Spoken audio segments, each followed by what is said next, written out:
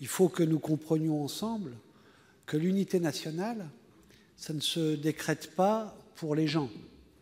Les gens, ils doivent adhérer à un élan commun où chacun se sent dans le même combat parce que respecté à égalité et parce que dans un intérêt général commun, où il n'y a pas d'inégalité entre eux. Quand on est face à ce défi, cette guerre qui ne se mène pas avec des armes, elle se mène avec des stratégies de mobilisation de l'ensemble des citoyens.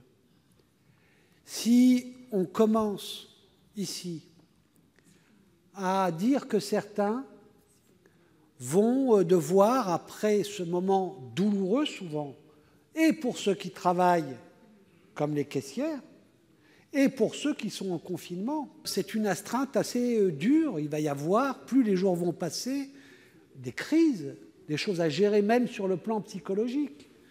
Si on leur dit bah, « c'était vos vacances », derrière, alors que tous attendent et trouvent la force de tenir maintenant, parce qu'ensuite il y aura quelque chose qui pourra se libérer.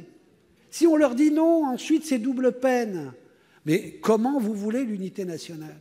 Comment vous voulez que les gens qui sont les plus en difficulté dans notre pays en général, vous savez que c'est à eux qu'on va demander si on remet en cause un certain nombre de droits.